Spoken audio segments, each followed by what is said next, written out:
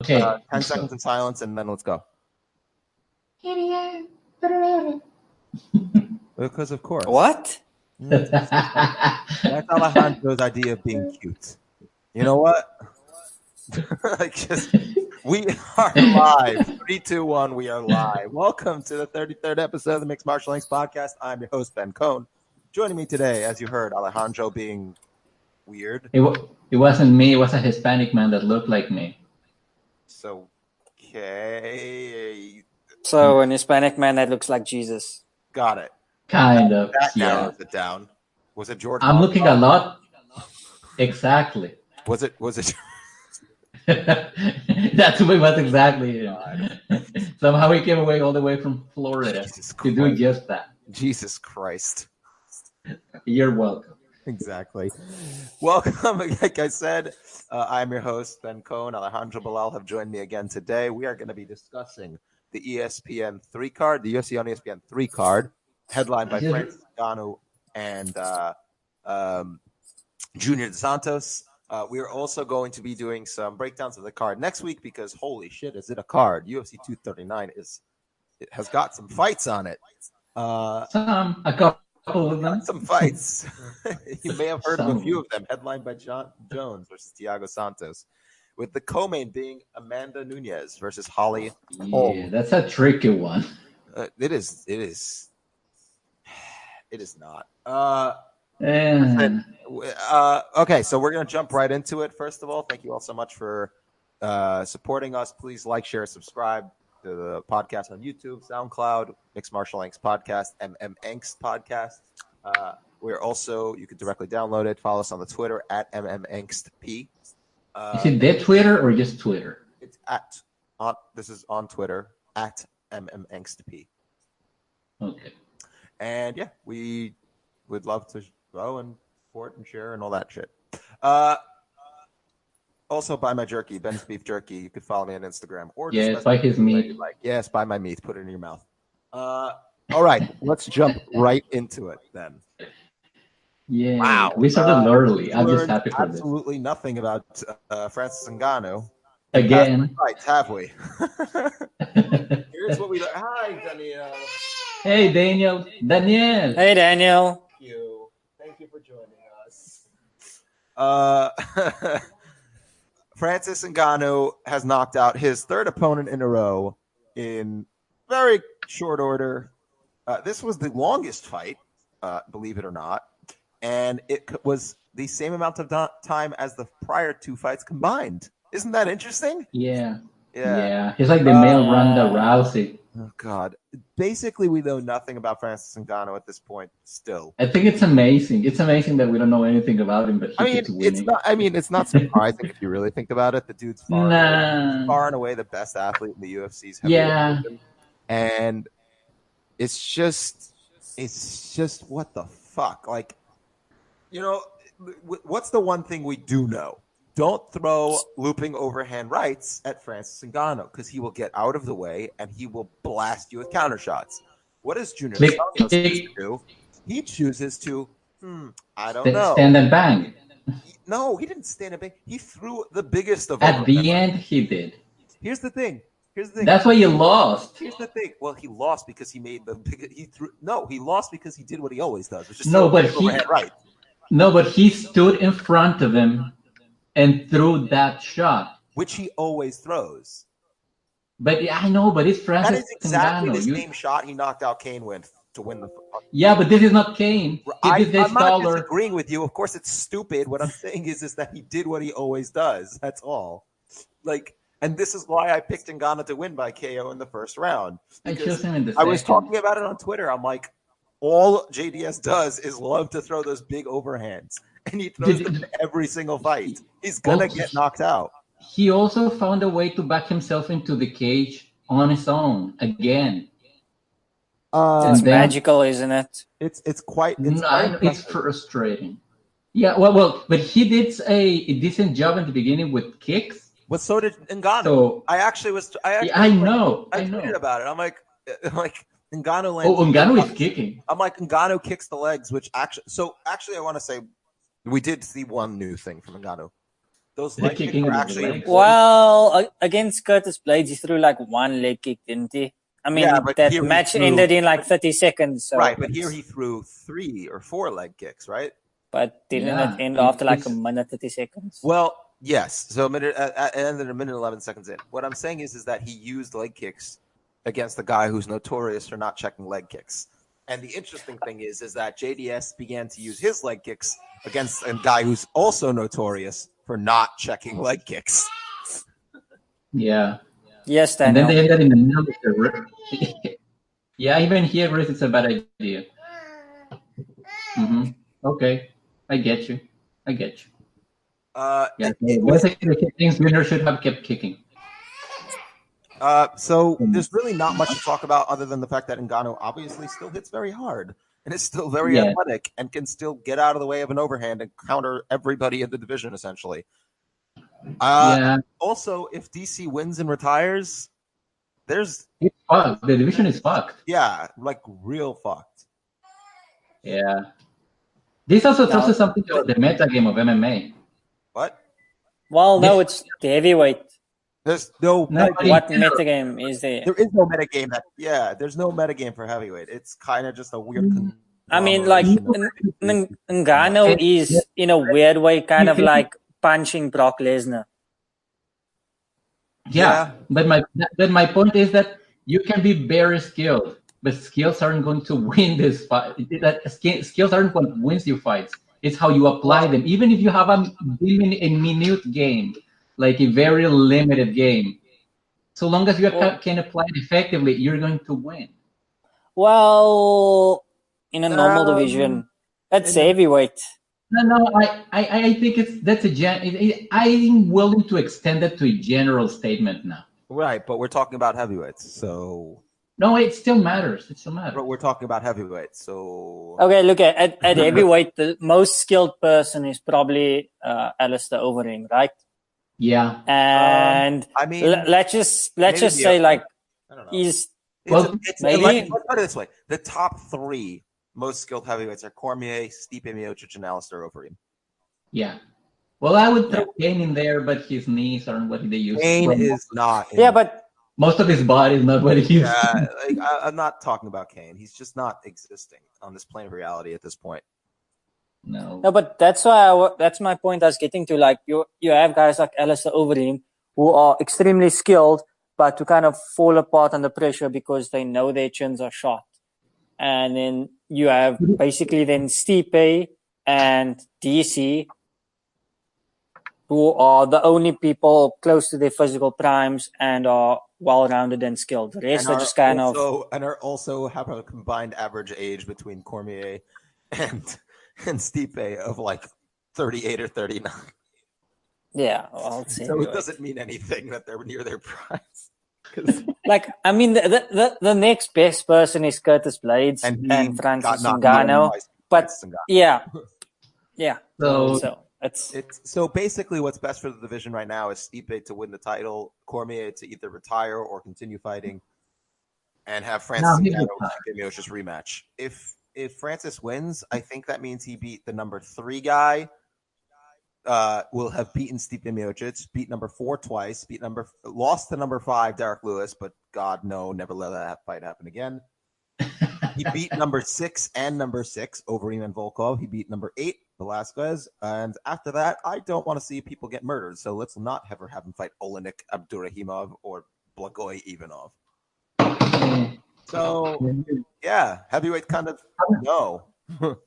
Nope. It's done. It's kind of done. For a little while, yeah. At least for like a good 2 years, we had heavyweight in the state where it was better than light heavyweight. But yes, we did. It might still be better, honestly. No, it's not. No. Okay, we're gonna move on to the next fight. We're gonna talk about one hell of a fight. Weird fight. It was. I don't know if it was weird. It was just awesome. Well, I know, but part of its awesomeness was because Formigas kind of grazed Benavides next to his eye and made an actual dent there. What? Yeah, like he He's threw a talking punch, about right? Benavidez' eyes. Oh, Yeah, yeah, that was like his thumb, right? yeah, and then he dented like but with his skin. I mean his skin, like with his like how do you say shit? I don't For the know. name of the word, it's in English. I don't know what word you're trying to His say. nail, his nail. Commentators. I no, I think he actually used his nail and made a Oh, yeah. It was tiny hole. supposedly unintentional, but he got real Yeah, deep in there. yeah. And that for a little while, like Benavidez' defense was kind of shot there, and so these people started exchanging like really early on in the round, and they were just banging it out, and it. Well, yeah, that's kind of what I wanted to get to. Benavidez was kind of fucking He liked the fight. Formiga up before he got jabbed in the eye, or like the side of the eye, and had nail dug into there. And then Formiga started having a lot more success. And then second round happened, and Formiga was able to get into these grappling exchanges. But oh my God, is Joby such a good grappler? Holy shit. Amazing. And once Joby kind of got his bearings back and all that shit, he just fucking ended him with that head kick and punch flurry. Yep. Well, I don't think it was so simple. I mean, that head kick setup was really nice, but Formiga was getting the better in the standing exchanges up to that point. Hold on a second. In the first round. In the first round, after he jabbed his eye area, he started getting the better of some of the exchanges and still wasn't winning all of them. Mm-hmm. Before that, he was getting cleanly outstruck. Like, I'm not saying Formiga didn't clearly improve a significant amount, because he obviously did. And Joby has clearly lost a step in the physical department. And that's what allowed the fight to look more closely contested than their first one. I think you're getting me wrong. I'm not saying he completely controlled all striking exchanges, but you could see the difference in the way Benavidez set up his strikes and how Formiga counted in those exchanges. Because Benavidez had a lot more success when he actually followed up a combination with another kick or punch than he did just going in for a single strike or two. Because when he did that, Formiga counted him nearly every time. Again, no, he didn't in the beginning of the fight. Before I was watching that fight. He landed clean, big punches on single shots or 1-2s. Well, they're not really 1-2s. They're more like overhand right, overhand lefts. But, I'm talking about the start in round 2, just before the finish. Where his eye was kind of still fucked a little, and he needed to get comfortable again in those exchanges, because he was kind of still dealing with the fact that Formiga accidentally, blatantly cheated. But true, although it looked like the cutman took care of the blood in his eye. Did a great job, but from the mental aspect, you and I both know that when you get cut, there's a mental part of it as well. It's very possible that he was still thinking about, shit, I can't let this cut get worse, and didn't really feel comfortable getting into those exchanges. And by the time he was comfortable, it was already later in the round. When he got comfortable in the late of the round, he was still getting hit with counters. So just by then, he decided, okay, I'm going to walk through and end this combination. I don't know. I mean, he was definitely picking up on the fact that he was able to finish those conversations in those conversations. No, finish those. I used that on purpose. So they describe striking exchanges as conversations and fights as conversations. It was a Pat Wyman thing. He was able to have the last word in those conversations, so he kept doing that. But I don't think that means that he wasn't able to consistently, he wasn't really throwing single shots by that point. So I don't. No, what I'm trying to get to is that he had to adjust to Formiga by that point. Yeah. Well, remember, Formiga also picked up on his timing a bit, so then he had to come back with that. Okay. I'm willing to let you have that one, but I'm not sure I agree. I think it has a lot more to do with that cut than it has to do with anything else. But yeah, I'm not going to argue too much about it. I am being cut. This happens to be a personal rule of mine, so I don't know if you guys can agree or disagree. When a fighter gets fouled, like with an eye poke or something around the eyes, I give myself or them, in my mind, I start counting 5 minutes, where I say, like, for the next 5 minutes, I am under the assumption that they are being affected by this, regardless of whether they say they're good or not. You must hate Jon Jones then. I'm not a fan. Not a fan. I think I would say about on average 18 minutes of the 25-minute fight are me giving the fighter 5 minutes. So. No, but it's fair. I mean, it's fair because you get your nuts kicked or get your eye poked and see how quickly you feel better after. Well, that's what I'm saying. So, like, even when a how fighter quickly says, can "No, you I'm good, engage?" I'm good." Yeah.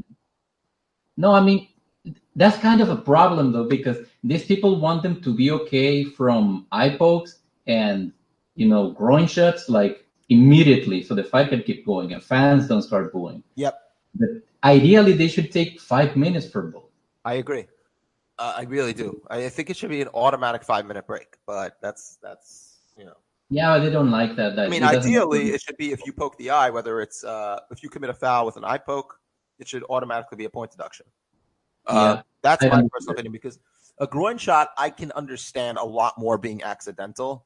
Yes, at this point, if the rule is your hands have to be closed if you're extending them and you're still poking eyes, you're breaking the rule already. Regardless. Yeah, but also it happened in a weird kind of way, because it actually came off a punch and then a graze, because he punched and then his thumb was extended. Right. And that's what grazed him. Well, the problem is that obviously his nails weren't cut short enough. Yeah, that's also like, what the fuck? Like, I thought that was part of the rules. Yeah, they're supposed to, cut your nails. I've actually seen them do that before. So have I. I don't know what happened there. Joseph Benavidez also then called out Henry Cejudo. Yes. I mean, there's 8 flyweights left or 10 flyweights left. I don't know. Yeah, I don't know what's going to happen with that division. The division's obviously being kind of like strangled as opposed to being just killed in in one swift swell swoop. Well, there was a period where Dana White, not Dana White, the UFC just in general didn't give a fuck and was just doing away with it. Like, we had this little death tournament, right, that Bilal alluded to. And Dana White now says that the division is staying, but it feels like... But he's never said that he was getting rid of the division. This is not new. I know. Dana White, obviously they're killing the division. What I'm saying it feels like they've done a lot of damage to the division, and there's no people for Benavidez to fight while Cejudo heals, because the guy's not okay. Well, the only people he hasn't fought so far are... He hasn't. Well, no, that's not true. He's never fought Sterling. He's not. I wouldn't mind seeing him fight. Wait, no, this is bantamweight. My bad. You know who he can fight. He can fight in the meantime. Let him fight Pantoja. Yeah, or you can bring back Brandon Moreno he's a champion at LFA now at 135. Leave him alone. Leave him alone. Let him do his thing there without getting his ass kicked by Benavidez. No, I know. But what I'm saying is that if you need to make up time in order to fill the division's ranks again, what are you going to do if Benavidez is not going to fight Cejudo? Because why would he not? Call up Pettis. Just call up Pettis, I guess. Yeah. Why? Yeah. That would actually be the smart thing. But I think Pettis was booked to fight. No. Well, Pettis made the move to bantamweight. I assume to not take part in the battle royale. Dude, he was supposed to fight Ricardo. He was supposed to fight Ricardo Ramos. Yeah, but if flyweight isn't going to get finished off, then you might as well just give him a call. Maybe. I don't know. I don't think that. I don't think this division's gonna last, unfortunately. Which is stupid. Yeah, I'm still. Yeah. I lean towards that. I'm not entirely sure, but I lean towards that. Yeah, I do want to also. I do want to reiterate. It's not. It wasn't coming across. Formiga has improved leaps and bounds on the feet, it has. And it does need to be brought up. But I think that also just shows just how fucking good Joseph Benavidez is. Yeah. Honestly, the guy is the best fighter to ever to never win a world title. I mean, he's the clear number 2 at flyweight. He was an elite fighter at bantamweight, albeit at a time when bantamweight wasn't as deep, but still. I'm trying to think. The guy has only lost to the most elite guys and Sergio Pettis. Yeah, it's basically him, Cerrone, and Wells. I think he's better than Cerrone. Oh yeah, definitely. In my opinion, he's reached higher heights than Cerrone. Yeah, he's basically Frankie Edgaring the division right now, except that Frankie Edgar at least won a title. Yeah, but which he probably should have. Benavidez is better. Under new rules, he never would have won the title in the first place. Weirdly enough. Fun fact, just sidebar: we should go back and watch old fights under the new scoring system. You know what would be amazing if we did that? Under the new rules, Frankie Edgar doesn't win a title, but defend the title. No, I know. No. Wait, against Benson Henderson, yes, he defends the title. No, the first fight he got rocked and knocked down in the second round. I think he lost. I think I meant the second one. Okay, but he wouldn't have defended the first time. So I don't know how that helps. No, he would have lost against Gray Maynard. He would have lost bad against Gray Maynard. It would have been a 10-6. No, once because the second. No, with the second round, he knocked him out. But he would have lost the title, so wouldn't. That's what I'm saying. He would have won the title. Anyway, we're gonna move on to the next segment where we're gonna discuss the rest of the main card. We're gonna discuss these fights because they're worth discussing. We got Demian Maia winning a majority decision over Anthony Rocco Martin. That was not a fun fight. But can we discuss how Demian Maia came out looking like Khabib on the ground? He did not come out looking like Khabib on the ground. No, he did. No, like he did. He was doing the Khabib. Hold on. He kept going to I think they call it leg ride.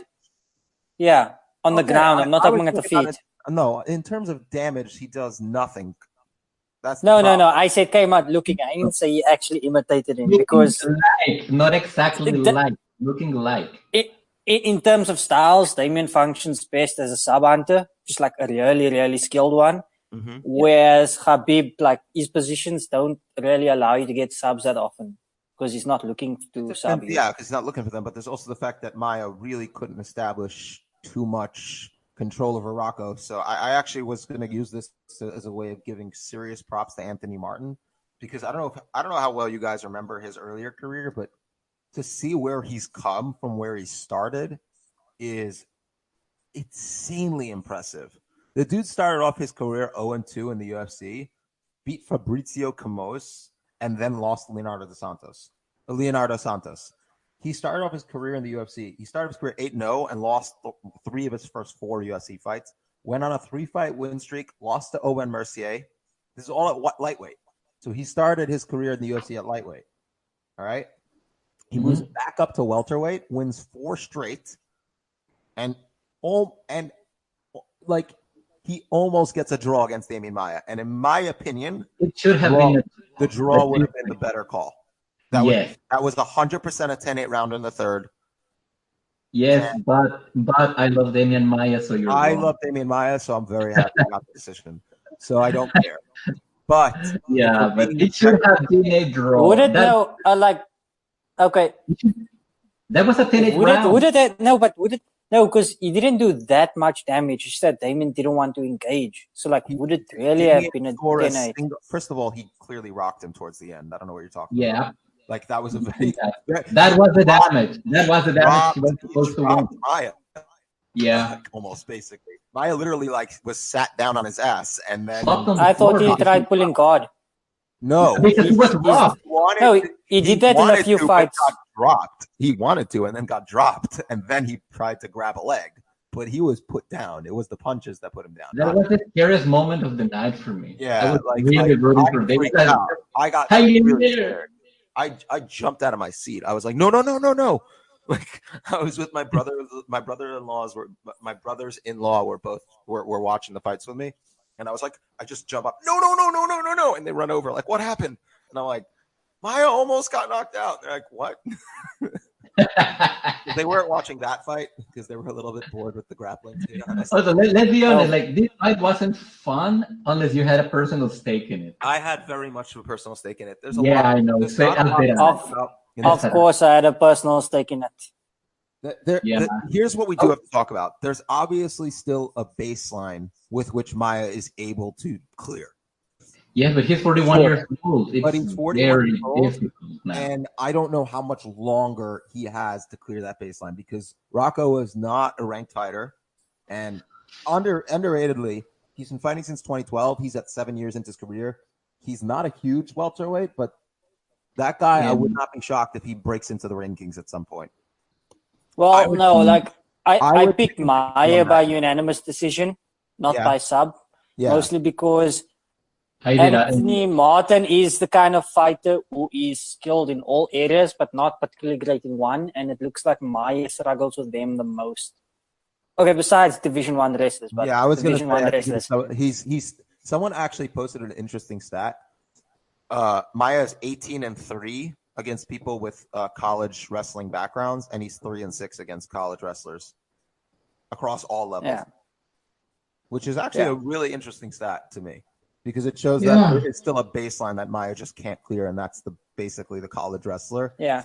Well, it's the college wrestler and the well-rounded, because usually with a lot of games you see nowadays that it's optimized in a certain direction. So like you'll have maybe a Gunnar Nelson who wants to get you to the ground and grapple with you, but who might not have particularly good wrestling. Right. Or you might have someone who, I don't know, can't think of any of Maia's previous opponents. Well, the first loss off the top of my head, but so I don't know I don't think that really. No, that was just a KO. No, but Anderson I'm talking about people he struggles with. So then you might get someone who has good takedown defense, but is less so on the ground. So it seems that when he, so I guess you could call the Division 1 wrestlers, put them in that category. I mean, but then you also have like the Rory McDonald's and Roy Masvidal's. Was sort of good everywhere. No. I'm not saying lose. I'm just saying have a hard time. Yeah. But they're good everywhere. So even if he gets into the ground, he still has to work on the ground. I hear what you're saying. No, I get what you're saying. No, exactly. Well, he's on a 2-fight win streak. God knows how at 41 years old in the fucking welterweight division. But he's the god of old people. I fucking love him. I really do. His fight with Kamaru Usman was legendary. I'm worried about his ranking though, because he is ranked number 12 before this fight. He shouldn't be ranked anymore. Behind him is Magny, Elijah Dos Santos, and Vicente Luque. Above him is Leon Edwards and Robbie Lawler. I don't want to see him fight any of those except for Neil Magny. I only want to see him fight Ben. I only want to see him fight Ben Askren. You know what? You know who I want to fight? Nobody gets hurt in the Magny fight. Nobody gets hurt. I agree. Hold on a second. I actually want to see him fight Pettis. No, Pettis is gonna win. No, he won't. No, I think he will. Pettis can't deal with pressure well. He has garbage footwork, and Maia is actually a good pressure fighter.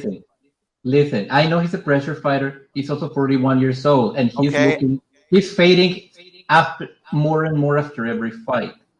He will submit Pettis in the first round because Pettis is going to engage with him. I don't know. I don't think he will. Pettis will literally try and get a guillotine on Maia. Don't fucking at me. Don't fucking at me. He will get on the first takedown attempt from Maia. He will fucking sit back with a guillotine. You know that should be the next fight. That should be the next fight. But Pettis is fighting Diaz, and he might win that. Oh, that's true.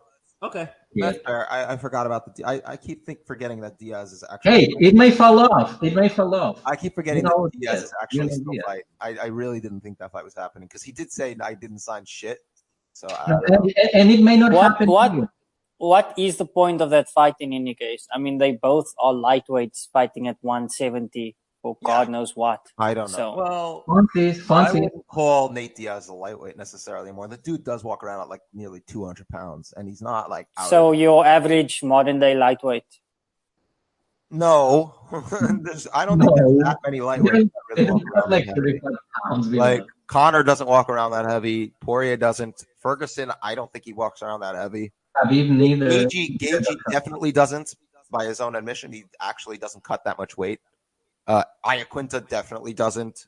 Barboza might, but I don't know. Kevin Lee has already moved up to welterweights. I don't know what he's doing. Well, what I mean, are you talking about in fight shape or out of fight shape? Because Diaz doesn't get fat. He just doesn't. Have you seen him after that Conor fight, the first one? It wasn't exactly fat, but like it wasn't camp shape. Yeah, but again, it was like pear shaped. In camp shape, he's cutting over 20 pounds of water weight, Diaz. Maybe. So I don't agree with that statement. But anyway, thank you, Damian Maia, for continuing to fight for the old people. Yes, thank you for being awesome. Let's move on to Vince Pichel versus Roosevelt Roberts. He's my age. Vince Pichel is my age, and he looks like he's 1,000 years old. And you were wrong, Ben. Oh, you really want to get into who was wrong? Mr. Picking Formiga? At least my guy made it to a fucking decision, you bitch. Right, at least my guy won a round. Why would you pick Formiga? Like, dude, you don't get to say that shit. I have reason for picking Roberts, and he showed those reasons. Your guy got knocked out despite the fact that my guy clearly lost a step, and your guy really improved and still couldn't fucking do anything of significance. Other than I believed in the improvements. Okay, fuck off.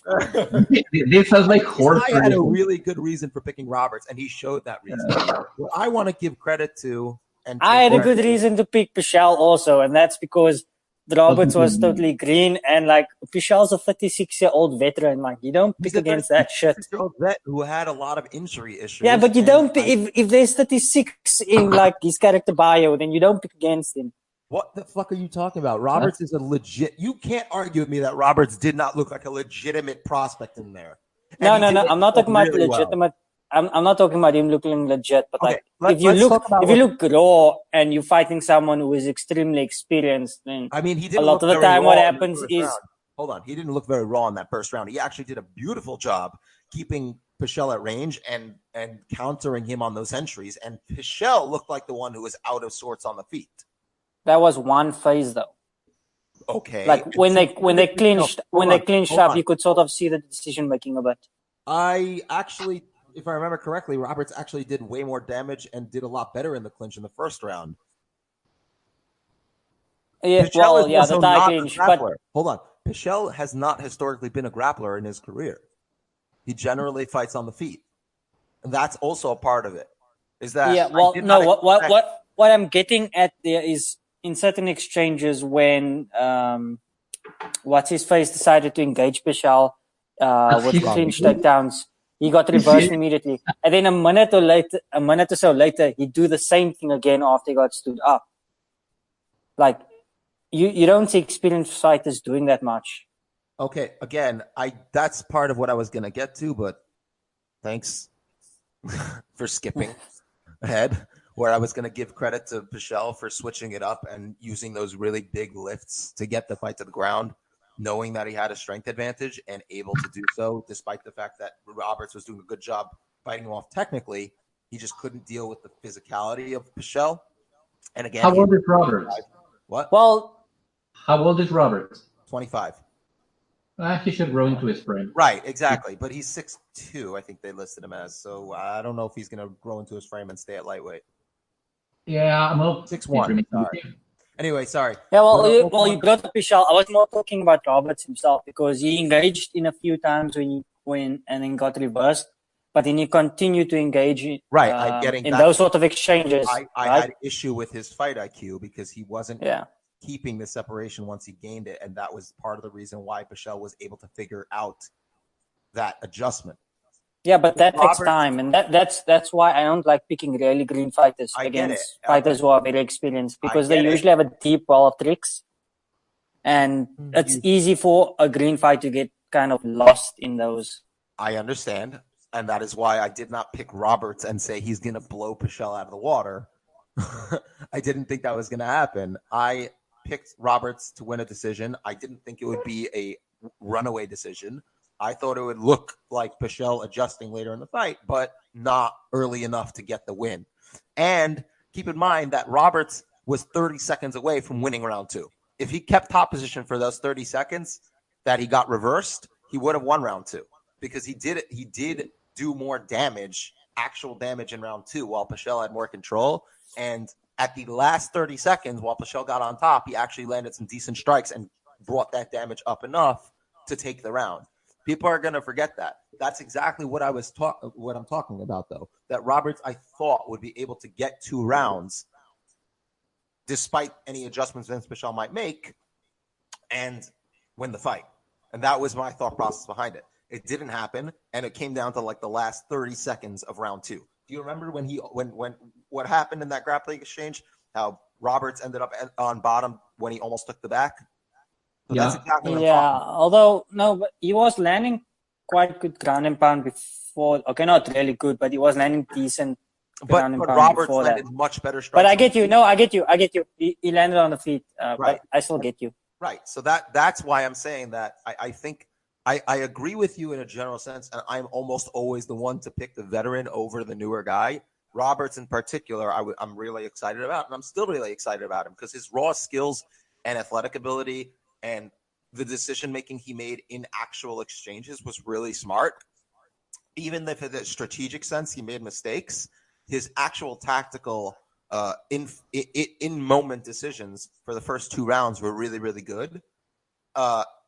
And he also showed a pretty solid gas tank for a dude who clearly is, a pretty big dude. So I don't know how much he cuts, but he's going to be cutting more as he gets older. So good fight. I really enjoyed it. Vince Pichel, great win. I think he's won 4 out of his last 5. He's 36, so move him up quick because he doesn't have a lot of time left. He kind of reminds me of, and like this is going to feel extremely cheap because everyone uses this comparison for like every lanky black dude, but like his striking kind of reminds me of like mid-career Jon Jones because you can see there's a lot of that's what I'm saying. I don't want to use it, but like he uses a lot of Muay Thai fundamentals to complement his long frame, and it works really well, which is nice to see. I would say he reminds me almost of a less flashy early career Sterling in a way. Also, I'm just doing this by the way because he did a lanky black dude who everyone compares him to, and that's who everyone compares Sterling to. So he doesn't actually remind me of Sterling. I was gonna say Sterling doesn't even fight like Jon Jones. I'm just fucking around. I'm not picking that one. Let's move on. We're going to talk about Drew Dober, Marco Polo Reyes. Sadness, move on. Sadness. Okay, yeah.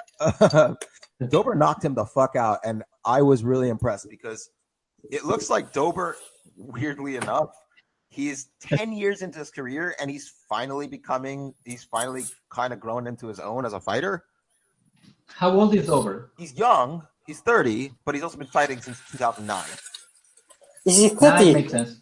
He's 30. The way he spoke on the mic reminded me of like Sage. I was expecting him to be like 21 or something. No. The dude's got 32 fights, like 31 fights. So he's not young, and it's time to make his move now. He almost knocked out Beneil Dariush. He's 4 out of 5. His last fight, so wins, not including the Dariush fight. He's although Dariush had to like come from behind for that one. Yeah, also. He did. He almost got knocked out in the first round. And what's interesting is that Dober seems to finally be sitting down on his punches, which is something I like. It's been an issue where he's kind of like something I feel bad about. It's something he really is doing a lot more of. He has a couple knockouts in his UFC career, but like Jason Gonzalez is not really that interesting. And Josh Berkman was kind of shot, so I don't think it really is. Reyes may also be kind of shot now. What? Well, no, he took like a lot of punishment, so I don't know if he'll be shot. Well, who? Reyes has been knocked out a lot. I think he's lost 4 fights now by knockout. Like, he's not shot, but his chin is definitely not. His style is not very conducive to having. Okay, how many TKOs he has suffered? Reyes. 4. 1, 2, 3, 4. Oh fuck, that was more than I imagined. Yeah, for some reason I didn't recall that many. He's 8-6. So yeah, I mean, I remember the good old days when he was banging with that Korean dude. Oh yeah, that was an amazing fight. Dong Hyun Ma. Yeah. It's always a dong. It's always a dong. That's one of my favorite really fights. like banging a lot. Yeah. Finally, we're going to talk about Alonzo Menifield versus Paul Craig. There's a reason why I picked Menifield to win in the first. I'm going to not talk about the fight because I want to talk about something that apparently nobody's been talking about, is that Menifield threw a blatant late shot after Herb Dean already stepped in, and there's no excuse for him because he wasn't in mid-throw. He winded up, Herb was already in between them, and then he decided to drop the punch anyway. Oh, and I know he did it on purpose because he went over. He changed the arc of the shot to go past Herb Dean. So, congratulations, Alonzo Menifield. You're a fucking asshole. I didn't like that, but I can see how. No. You made this argument for the Ferguson shit. You can't have a ref who. This isn't like the ref yelled at him to stop. He got between them and he changed the arc of his shot specifically to land the blow. It was as blatant as it gets. This happens a lot. No, what? Name the last fight that you saw a fighter throw a punch past the ref. Okay, I'm gonna start looking for that. I'm gonna go back and start coming for fights. Yeah, I don't remember Rampage Jackson. I could think of Rampage Jackson versus Wanderlei Silva. That's the first one that comes off the top of my head. You're gonna tell me that shit's okay? Everyone, hold on. No, because everyone makes excuses. They go like this. This is what they do. They're like, well, the ref should have gotten in between them. Okay, the ref got in between them this time. What's the fucking excuse this time? No, I'm not saying that it's an excuse. Listen to me. I'm not in favor of that. What I'm saying is that it why are you making excuses? I'm gonna listen. Why are you making excuses? Why do Who had that Mario in the background just now? It's the alarm for the timer. It's fine. Go. No, it's not, I'm not making an excuse. What I am saying is that I can understand if it's in the heat of the moment. I'm not saying it's like you can understand that a fighter is throwing a shot once the fight stopped, and the ref got in between them, and he specifically had to shove him off after throwing an illegal shot after the fight was already stopped in every metric. No, I am not saying do not. They discipline him. Okay, but I'm not saying I don't understand. Nobody's even fucking talking about it. He should be disciplined. But I am saying that I understand why people act like that. That's it. Discipline him. You can understand why people act like anything. I don't care. I don't fucking care. That's the point I'm making. It doesn't fucking matter if you understand the thought process. Listen to this. It's not going to stop. It's going to keep happening. It's only going to keep happening if people don't fucking do anything about it. And it doesn't fucking happen that often. You couldn't think of a single fight off the top of your head that this happened to recently. I don't have. Okay, that doesn't mean the argument is invalid, though. What that means is that I'm asking you to find a fight where a blatant late shot on the ground that the ref got at the top of my head, it doesn't mean it's invalid. Okay, so if you can't find a single example back before this, at the top of my head. Okay, I just said, go ahead. After the episode, go crazy on Google. I don't care. I'm saying I don't think anybody is talking about the fact that a dude threw a completely illegal, blatant shot on purpose after the ref not only stepped in, but got physically in between them. And he intentionally went around him. That's my issue. Okay, I'm going to look for that. Go ahead. I would be very shocked if you find 5 examples in the past 2 years in the UFC. UFC. Go right ahead. I'd be very shocked. In general, in MMA. Oh, God. Okay, no. I'm talking highest levels. You can't go and find fucking the undercard of LFA. No, it doesn't matter. Wow. Okay. So now you don't like it. I'm making a general statement. But now you don't like it. No, who the fuck is watching LFA 26? Nobody. There's like 20 people watching that shit. I'm talking about the UFC. Someone is watching. Someone's watching. It's about the regulatory people in there, okay? The same people that regulate the UFC regulate all the other events. Okay, but nobody's watching them. So how are they going to get the fucking visual? How are they going to get? I'm talking about UFC. Yes, it does. It doesn't matter. Basically salvage your argument when you know that shit has not happened in the UFC. But I'm making a general argument. It's not about whether I watch or not. It's whether it happens or not. It's whether it has a statistical significance or not. Jesus Christ. Okay. If I widen my argument, hold on a second. I'm talking about in the UFC at the highest levels with the most visibility. Okay, let's constrain the argument. Okay, I'm not constraining the argument, and I guarantee you that a lot of the things that we see in the UFC that we get pissed about happen in fucking lower organizations, but the difference is that nobody fucking watches, so of course they don't have outrage about it. This happened in the UFC. This happened in the UFC on the main card of a big fight card. On the main card of a big fight card, and nobody fucking cares. So we talk about fighters. We talk about head damage. We talk about brain damage. But when we fucking see an illegal shot that was blatant, nobody gives a fuck. So it's a bunch of bullshit. That's a bunch of bullshit. Yes, it is. And people should give a fuck. And maybe if we started digging on how many times this shit happens, people would start giving a fuck. But you want to talk only about the UFC. Because we need to talk about it from the most visible point from the most visible. We need to talk about it in general. Actually see it. If nobody's watching, then nobody's going to pay attention to you then, because if it barely happens in the UFC, then nobody's going to pay attention to you. You need to make a general statement and build a general argument. Go ahead and find fights outside the UFC. I'm looking forward to seeing how the ref actually physically got in between them and the fighter kept throwing shots. Even outside the UFC, I can't imagine it's going to be very common. Okay. You make a lot of arguments in favor of people I'm not in favor of anything. What I'm saying is that people be disciplined. I understand a lot of shit that people do that are bad. It doesn't mean that they should get any sort of defense. I don't care if it's heat of the moment, because my argument is, let me throw it back to you really quick, and then I'm going to end it. For every fighter that does what he does, there are thousands of fighters who don't. So the argument in favor, not in favor, the argument of defense is, I can understand the thought process. Then why aren't thousands of fighters doing this? Thousands. In the thousands of fights that we had in the past 5-6 months. Why aren't we having... Let's make it a project and look for how many times it happens. I guarantee you it's not going to be 10% of fighters throwing shots after the ref physically gets in between them. Okay, what would it be enough for you to consider that this may be an actual problem? A fighter throwing punches deliberately, not. No, but like a number. Put a number to it.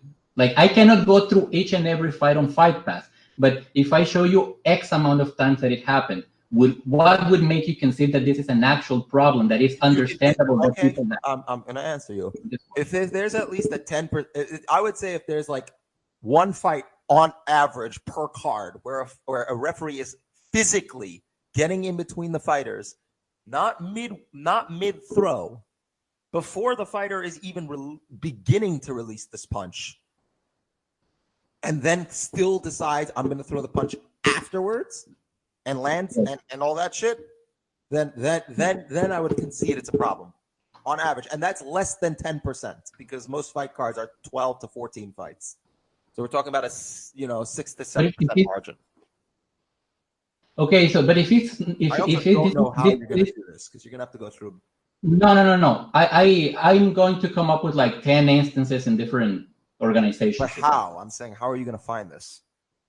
I'm going to figure it out. Like, I've seen a shit ton of gifs on Twitter already. I mean, my recommendation, if you're going to do this, is just load up Fight Pass and just skip to the ending sequence. And just go. It's very difficult. That won't take you that much time, actually. You'll be able to go through an entire fight card probably in 2 minutes because you're skipping till the end. Just look up the results on Wiki and then just skip to that. Shouldn't take you that long. At least 10 fight cards, probably in 10 minutes. We'll see. Because not every fight is also a knockout. It's like a sub, you're not going to have to worry. Anyway, moving on to UFC 239, because we're not going to talk about the rest of the fight card because there's too much to talk about on UFC 239. Guys, are you excited for Thiago Santos to knock out Jon Jones? Yeah, it's not going to happen, but yeah. No, it's not. It's not going to happen. Okay, so let's play a game then. How does he do it? How does Thiago Santos upset him? Not just with like he hits him with fists and stuff. Like from a like, how does he beat Jon Jones? Your silence is. How does he beat Jon Jones? No, but like, give me a second to think. Like, no, he has a like a workable path, but his workable path involves doing things that we don't. No, fuck that. His workable path is a spinning kick at the 5-second mark, clocking Jon Jones. So, okay. So let's kind of go through. Let's go through. Fuck. Like, okay. I'm really trying. No, like the thing is like, okay, does he have enough on the ground to beat Jon Jones? Like Musashi beat him up there, and I think like quite a few people have beaten Santos up there who are as good but smaller than Jon Jones, so he doesn't have the ground. He doesn't really have the clinch much because Elias was able to get some headway there, and like, I mean, can't compare Elias' clinch game to Jon Jones. He's very one-note in the clinch. Yeah, just and then hit people. Yeah. No, but again, how does he win the fight? Okay, we already don't think he can, right? Like or it's very unlikely. I mean, realistically, his best chance is to kind of go balls to the wall. Like he needs to go full Thiago Santos, right? Yeah. The question is, he needs to drop the hammer. He needs to drop his penis. I mean, the hammer. I mean, his fist. No, like, but it's kind of like he needs to get through a series of steps, right? And one of them is going to have to be to somehow. This is a joke. There's going to be a joke about this to penetrate Jon Jones' work rate. He's got to penetrate Jones with his hammer. His work rate. He has to penetrate it somehow. And for him to do that, he has to either match or surpass the work rate. In Spanish, like it doesn't have to happen like through the whole fight, but just shit. No, what I mean is that he needs to cut through Jones has a high Jones has a high work rate. I know, so that's my point. Thiago go at a higher work rate. It's just that it's a very different type of work rate. Yeah, it's more like all power all day, every day. Yeah, and it's not really like a work rate, more like a holy shit, what the fuck is happening rate. Yeah, I feel like Thiago Santos's default background music is like some mid-2000s rave concert where everyone is taking ecstasy. It has a name, Darude Sandstorm. Darude Sandstorm doesn't have enough beats per minute. Yeah, that's not fast enough. He plays it at 10x speed, okay? There's enough experiment there. No, but I mean, he needs to catch him with something early or make a statement early. Yeah, he needs and then work from there. There's no question he needs to hurt Jones early. Also, if I had to pick a genre of music that Thiago Santos represents, it's like really, really intense dubstep. Just insanity personified. I don't know. I mean, honestly, you know what I think we're going to see? We're going to see a very, I hope it's not, I hope I'm wrong, but there's like the makings of a very timid Thiago Santos, like very high energy at the beginning and then just sort of crumbles into himself. I think Jones will fuck him up in the clinch, and that's how he's going to get him to the ground and just fuck him up there. Yeah, I don't think Jones is going to be dumb enough to try and fuck around on the feet. Yeah, but the problem is, no, I think he will, because we've seen Santos struggle with sort of managing distance before. Well, that's the thing. No, but that's not really fucking up on the feet. Yeah, but Jones is extremely conservative. I mean, he was basically toying with Anthony Smith the entire fight, and he just never turned it up ever. Because he doesn't turn it up against guys who he does struggle a little bit with rangier guys, but Thiago Santos is not that rangy either. Yeah, no, but my point is that Thiago Santos has struggled with range before, so there's nothing that indicates here that he did really well the same thing would happen again. But he did really well against Jan Blachowicz? I'm not sure. I don't think Jan was winning up until the final exchange. He was definitely getting the. It was a contested fight. It was a really well contested fight. I disagree with that. That was a close fight. He wasn't winning on. No, I'm not saying it wasn't close. I'm just saying like that. I give Jan a lot of props for his boxing, but like I've never seen anyone like beat Jon Jones at range recently. Yeah, there's nobody who's going to beat Jones at range because he's the best range fighter in the division, which is not really saying much. And Thiago Santos doesn't have the reach to even compete there. So what? I mean, we're going to see it. We're going to see Thiago Santos rush in, right? Like he's going to go crazy. Well, he has no choice. He has to get inside somehow.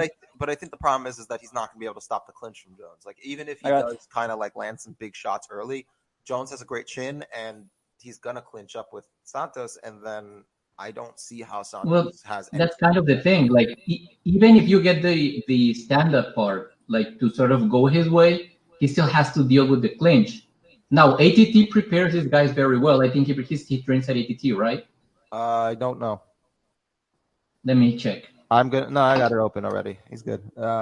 He trains at he trains at ATT. Really? So wow. He doesn't fight like an ITT fighter. He also is a black belt. But so I don't know. He doesn't fight like that either. So yeah, so he could potentially stifle him, but I don't know. Like Jon Jones seems to be like. Okay, so let's do it like this. What strike will Thiago Santos start the fight with?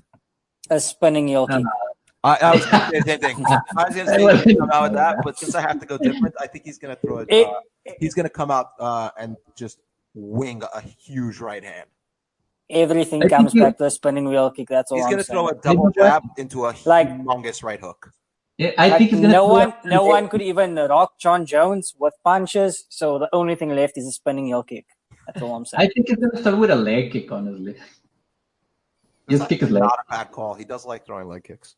Yeah, and Jones has been kicked to the legs. I was gonna say maybe there's something there for him, but he also throws them like so like he'll spend a minute throwing like 4 leg kicks and then not throw leg kicks for 6 minutes because he's too busy throwing spinning fucking wheel kicks. Yeah, I mean that's bad because everything Thiago Santos does, like the recoil of all of his shots, takes so long. Yeah. And so at some point, Jon Jones is just going to reach and grab him, and it's like it's game over. Oh yeah, I mean, listen, Jones is going to win. The question is whether he finishes him or not. I think he will. Well, his chances are that he wins. Like, let's not say he's going to win because we don't know. I think he's going to TKO him in the 4th. That sounds horrible. 3rd or 4th. Yes. Yeah, I was going to say 3rd sounds about decent because like Smith is good on the ground, but Santos isn't that good, and we've seen him. We've seen him. I know everyone keeps going about his chin after he took shots from Manoa, but like that's not how you KO Thiago Santos. You KO him when he's standing up. Yeah. Because every time he does hold on, like noted power puncher Dave Branch. Yeah. Because like every single time he does like a burpee off the ground and gets clocked, and then that's that. Like I don't know anyone in ATT has not told him to not fucking burpee off the ground in order to get the stand up. Fucking hell. Yep. Nah, his chances are slim. Holm has a better chance. No, you fucking talk about that. Go fuck you. No, it's true. I fucking love you right now because I've never met a person who hates Holm more than Bilal. So this is going to be fun. I'm gonna let Alejandro talk about Holm and how she could beat Amanda Nunes while Bilal. Oh, Jesus. I'm gonna mute myself and then sway in the background. Yeah, exactly. He's gonna be so angry. Don't mute yourself though. I want to kind of hear you mumbling swear words in the background. Look. I'm gonna start saying some odd shit. First of all, Holm is a decent boxer. She was never like great. Oh, there it is. No, I happen to agree with Bilal on that, but I'm going to let Alejandro do this. Let me finish, you fucker.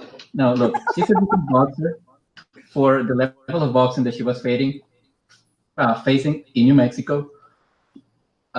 Except that one time the French lady KO'd her dead. Then she learned. Then she learned the valuable lesson of run, don't engage. From then, I don't know much about her boxing after that, but she was okay. She was trained to box by a kickboxer in Mike Winklejohn. Then she transitions to MMA, and she doesn't even kickbox like a kickboxer. Okay, let me finish. Okay, let me keep going.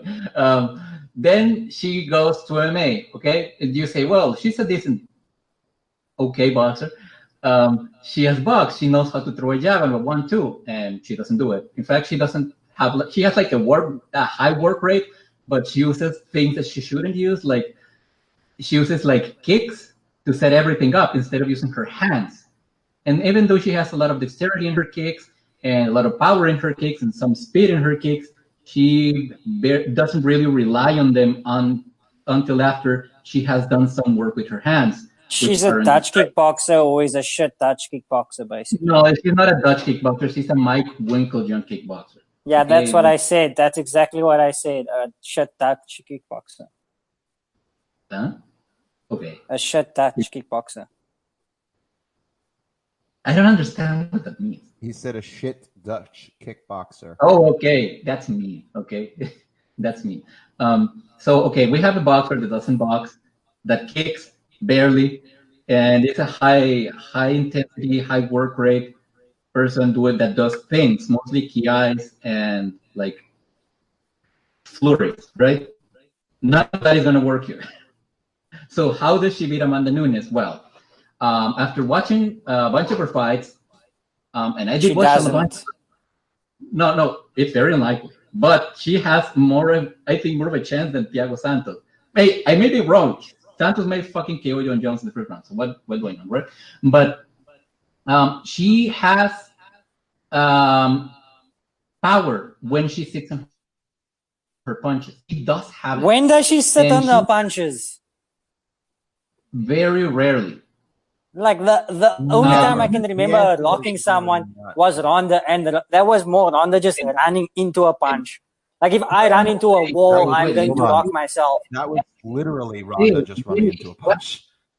Exactly. Yes, but we have seen that in enough times that we know she can do that.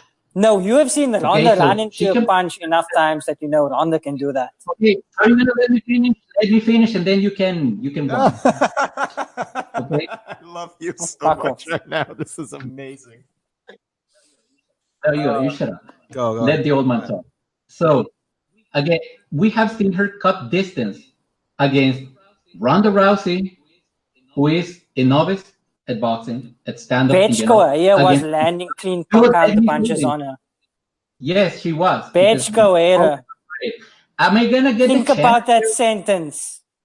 Yeah, I know. I'm not saying that she has 100% chance here. What I'm saying is that I am outlining what her chance is. We have seen her cut distance against novices, against not very novices, and against very damn good people like German Durandamy and Valentina Shevchenko. It doesn't matter the reach. It doesn't matter how good they are. She can cut that distance. And if she plants herself, she can hit you. She hit Ronda. She hit Germaine. When has she planted herself? Like, her best attribute is just the insane athleticism for the division. Let me finish. You cannot say that this hasn't happened. It has happened. It happened with Ronda, and it happened with Germaine.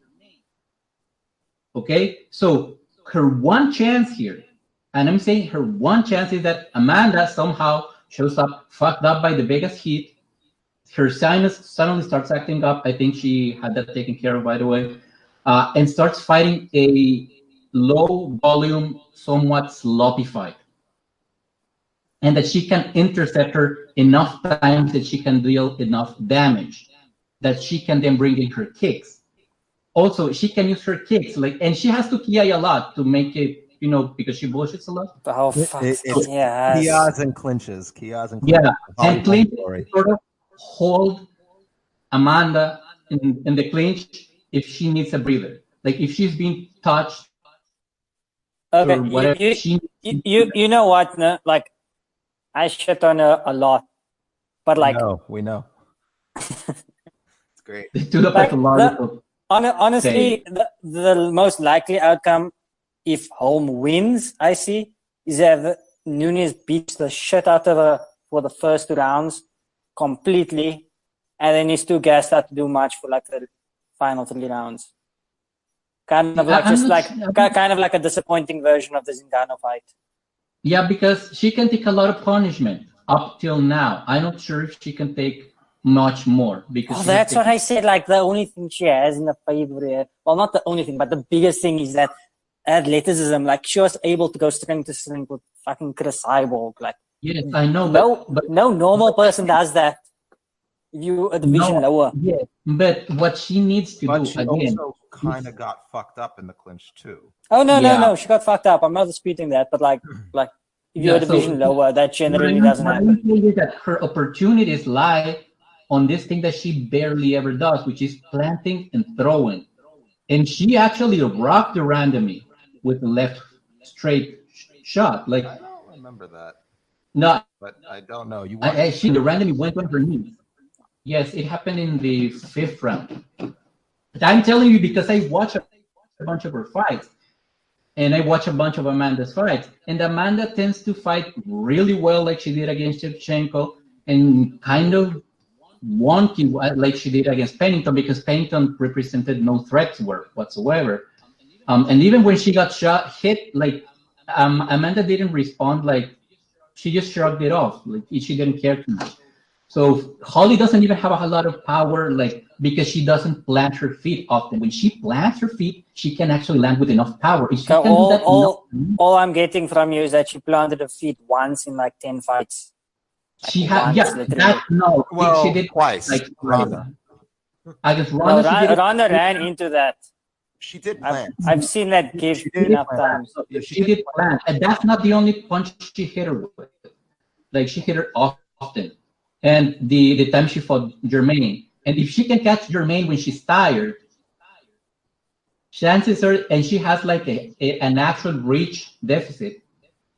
Like, try to consider the possibility that maybe she can catch Amanda. It's very unlikely, but there's a shot there. Like, there's a pathway to victory there. Like, if she can somehow make this fight annoying and low volume on Amanda's part, and she has to PI a lot because that's how she convinces judges. Somehow, it's like hypnotism. Low volume, PI, plant your feet. I'm gonna miss the main event. Fuck. This is the co-main event. No, I'm gonna fall asleep during this fight and miss the main event. Yeah, that may happen, and that's Holm's chance. Like, play to the thing that you have barely ever done. Hope that Amanda doesn't show up correct, and hope that your chin holds up, and just fucking hang in there. And by hang in there, I mean grab Amanda, push her against the cage, get kneed in the gut, but refs don't see that often. We have seen them give rounds, actually not give rounds to the right person when that actually does all the damage in the clinch because they are knees to the gut. So Holly needs to go for that. Also, again, ki a lot, and just hang in there. Do you know what I fucking hate about the Kias? Like, every judge fucking scores Kias, even when they miss by like a whole foot. So that's for sure. It's like you're fucking punching air, but the judges are like, Kia, the natural sound of a first punching face. Like, what the fuck? Yeah, but that's her shot. That's her shot. Unless Ben has a different idea. Like, at least Thiago Sanchez, like, just like gnashed his teeth together and threw shots at like the fucking air in Kia. But like,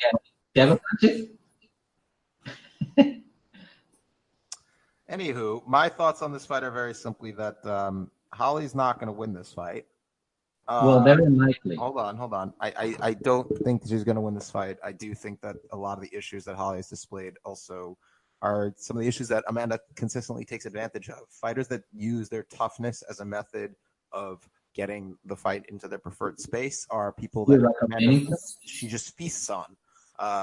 Raquel Pennington, Miesha Tate, Ronda, I guess, but like it's really the people who are significantly more skilled or in her than specific areas that tend to give her trouble. The that I could think of off the top of my head that didn't do that necessarily was Amanda was against Kat Zingano. But Kat Zingano. That was ages ago.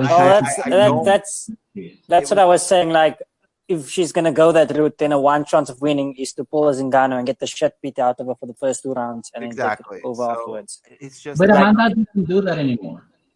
I don't think Holly has. And here's the thing: like last time, like I just don't think Holly's durability is something she can rely on here. She's going to need to rely on it. Don't get me wrong. Yeah, I think her probably not there. I kind of detailed her chances to victory on Twitter, but I'll reiterate it. Basically, she needs to she's gonna need to force Amanda to exchange, and not necessarily on the feet. She needs to force Amanda to work. She's gonna lose probably the first 2 rounds because Amanda's gas tank, even when she was like extending it like crazy, usually lasted at least 7 minutes. Bilal, what are you doing? Yeah, eating chocolate. Stop it, or mute yourself. Anyway, my bad. It's fine. So what she needs to do is force exchanges. I think her best bet would actually be to try and force grappling scrambles. Holly's grappling is okay. It's good. It's not amazing, but it's not enough. Amanda's she's not scramble heavy. The best person she out grappled was fucking Megan Anderson. I understand that. She's gonna need to fight against type, is what I'm saying. In order to beat Nunes, I think she needs to fight against type, and one of the ways she's gonna need to do that is by forcing grappling exchanges that are very scramble heavy to gas out Nunes. The one problem Nunes has is that she doesn't really know how to turn it off in grappling exchanges. She doesn't really slow down in the grappling. On the feet, she's kind of learned, but we haven't seen her do it in the grappling realm. I think we can see that be taken advantage of if Holm can kind of start shooting on Nunes and force exchanges. And I don't mean like try and get in the clinch and do it. I mean like actual force shots, grab a leg, force Nunes to have to work to stop those takedowns. Once she's kind of like, okay, this exchange is done, Holly Holm needs to just get the fuck out. I think she also needs to utilize the clinch, even though she's probably going to get out damaged there. She will do. Yeah. So once the fight gets to like the late second, early third, if she's survived, she needs to up that kick volume a ton. Tons of side kicks to the body, lots of kicks to the legs. Just kick, and hopefully open up the head kick if you can. But she needs to attack that body and the legs.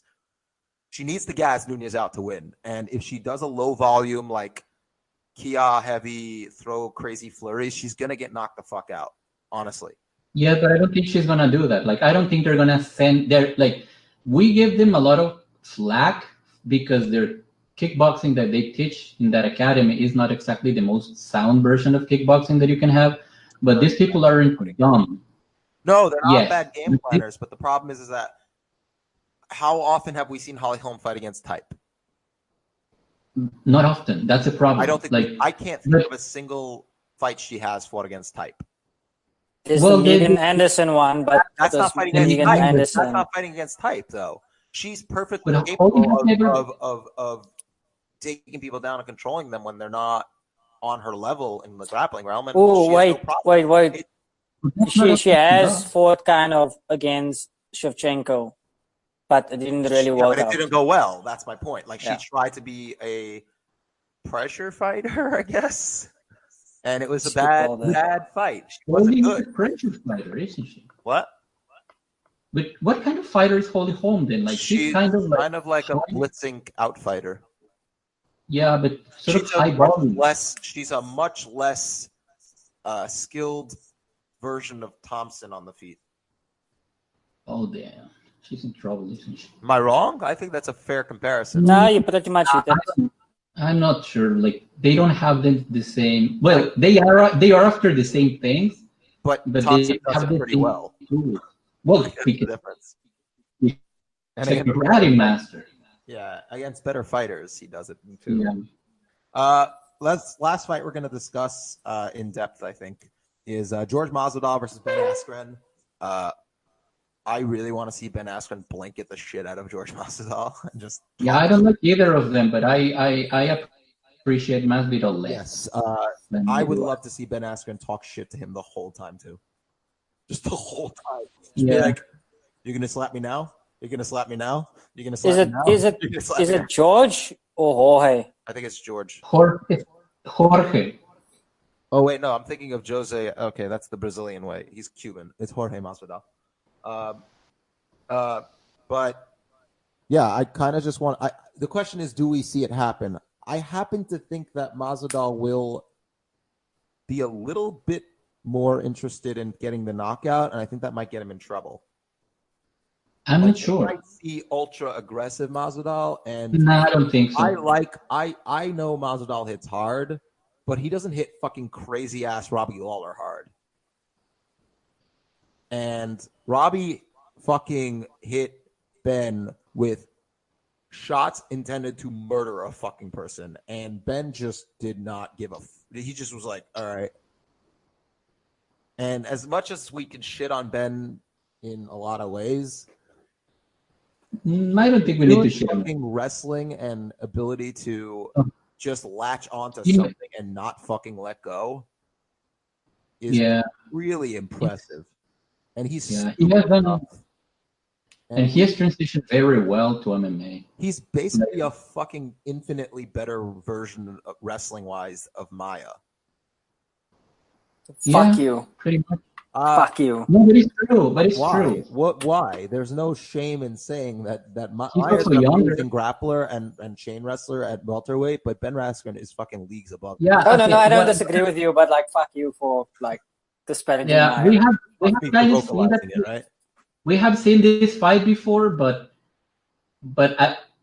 against Maya, and Masvidal sort of tied that fight. But here chances are he's going to lose very bad. Like he's just gonna get.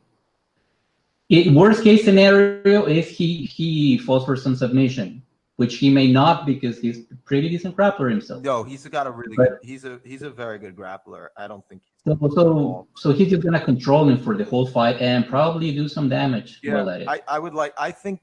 Don't think Ben will finish Masvidal, but I do think it. Yeah, I don't think so either. I think it might look pretty one-sided. I'm going 30-27 Askren. Yeah, me too. If Masvidal wins, it'll probably be. He's gonna be insufferable. It'll probably be a pretty early knockout, I would say. Not necessarily. I mean, he could. I'm talking about percentage-wise. I don't see him getting out-grappled for 2 rounds and then suddenly waking up and being able to catch Askren. I think it'll be the first round if he catches. How about this scenario?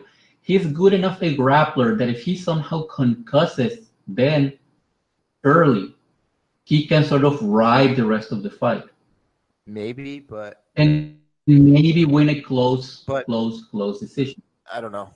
Maybe it's possible, but Masvidal doesn't really do the whole close decision win thing. He does more of the close decision lose.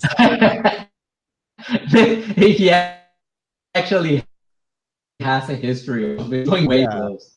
Yeah, he lost like virtually every close decision he was in, I think, right? I think that's the case. He lost to so he lost to Iaquinta. He lost He lost to Stephen Thompson, which wasn't close. He lost to Lorenz Larkin. He lost to Benson Henderson. He lost to Al Iaquinta. Like he had like a string of close decision losses. I remember that. Yeah. That was really bad. Okay. Yeah. That's it, really. Bilal, anything to add? Nah, I mean, Masvidal he's either going to look really good or he's going to lose a split decision. So. Yep. Yeah, I do. You need to rage less, Ben. You need to rage less. What? You need to rage a little bit less. And you need to not have shitty opinions less. It's not a shitty opinion. I know. I'm just fucking with you. Do you guys want to make a pick on Blachowicz versus Rockhold? I actually can't decide. Like, I know Blachowicz matches up really well with Rockhold. But like last time we saw Rockhold fight a outfighter. No, that's interesting. Costas Philippou. Exactly, and it didn't go well for Costas. That's what I'm saying. Like I was getting there. Like, no, a lot of people I've noticed online kind of like put a lot of stock into Rockhold getting KO'd by Yoel and Bisping. Mm-hmm. But like Anthony Smith and Thiago Santos weren't exactly I enjoy fighters at middleweight. Yeah, but there's also the fact that Bisping, That was fucking Bisping, I guess, is Yoel the Romero. fighter he fought, right? Yeah. I mean, but Bisping's not really an outfighter, but he did fight like an outfighter in that fight. Well, he caught him. Yeah. Well, the second time, the first time he tried fighting like an outfighter, and he got kind of tuned up also. I mean, he wasn't doing so bad in the first round against Rockhold. But Jan also also fights nothing like Bisping, so yeah, he's nowhere near as high volume. I'm gonna pick Rockhold. Yeah, he actually looked good against Romero, except he was fighting like a man made of granite. He looked good on offense. Yeah. Well, no, he was in the middle of a camp change. It's a given. Yeah. But really, I mean, Rockhold has never had this good defense. So, the thing is how much faster will he be at oh my god, how much faster will he be at light heavyweight? How much more durable? You know, I'm curious how he'll look. Will he be more powerful? Probably. I'm gonna pick Rockhold. I think he'll actually finish Blachowicz in the second. I'm not sure, but I'm picking Rockhold. Also a much better grappler than Blachowicz. Oh yeah. If he gets it to the ground. He never tries. So that's kind of the thing, though. He's such a weird why skill. It's like he puts a lot of like outfighting like tactics. Then he has a sick jiu-jitsu game, and then nothing in between. Exactly. It's so weird. Let's quickly just round out the main card. Diego Sanchez, Michael Chiesa. The guy who doesn't understand the concept of defense versus the guy who's he may be starting. He was actively taught to not use defense to the body, or legs. I'm gonna pick Chiesa just because he's not younger. Sanchez. He's not quite as. He doesn't have quite as many miles in him. He has no miles. He plenty of miles. Also, he hasn't dropped his training facility, and people like just the last fight. Yeah, to go with a guru or something. Yeah, he's gonna fucking knock out Diego Sanchez. By the way. Oh fuck! That is. I'd like to say that won't have. We don't know. That is very unlikely, but I don't think that's we don't know. But that is very likely. Like fuck. I like Diego. I actually got into watching MMA because I watched one of Diego's fights. That makes perfect sense, actually. A lot of people can tell you that. Homer. Yeah. Why? Because I just like too much violence. He's the type of guy to get you into go show someone Clay Guida versus Diego Sanchez and say, dude, this is fucking crazy. Like that. What happened to? Yeah. He's I watched bits of it before The Ultimate Fighter, but I recommend people watch Diego Sanchez versus Karo Korishian, the only time they fought. Was so fucking good, man. It was fucking bananas, and I recommend people watch Diego. Bananas. It was amazing. The grappling exchange, it made me actually I know I'm not much of a grappling guy, but to actually value that work, to see the entertainment aspect of it in that fight. Thanks to both of those guys. I mean, and Caro went off the rails a long time ago, and Diego has somehow hung in there. But I don't know how the fuck he's hanging in there. God, he's on a 2-fight win streak. So I know, but did you watch the interview he made with MMA Junkie? Or I tend to watch Diego interviews. Yeah, you should. No, you should watch that because he made a very strong condemnation of, without maybe meaning to, of the training that he was getting at Jackson's. He made he made a point to mention why am I being told to stand and strike from the outside? Why am I not being told where I am getting hurt and what are the things that are costing me fights? Why am I not getting the attention I feel I deserve? All those things, if you have been in a place for a long time and suddenly like that, I mean, this should have happened like 8 years ago. Yeah, he hasn't been growing as a fighter in a very long time, I would say. And that's what he said. Like one thing is to hear you say it. Yeah. But that is like the exact words that came out of his mouth. Oh, that, yeah. No, I did read the transcript. I just didn't watch the interview. It's like, man, like it took him this long to realize it, which is understandable considering the amount of fucking brain damage he's taken. I know. So, well, also it was Jackson Wink. I mean, they did really well for themselves because they have, well, they at least were the kind of pioneers of game planning in MMA. Yeah. But like it takes long for anyone to leave them just because of that, because they had so much success. They were basically like, you know, SPG Island is today, but back in the day.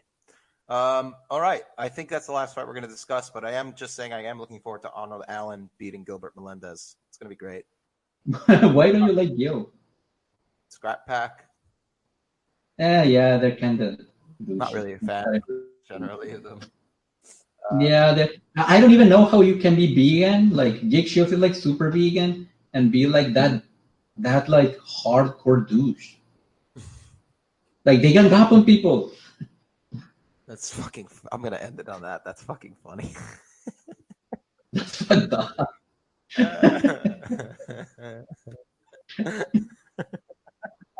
Okay, we're done. Thank you all so much for joining us. Subscribe, people. Bye.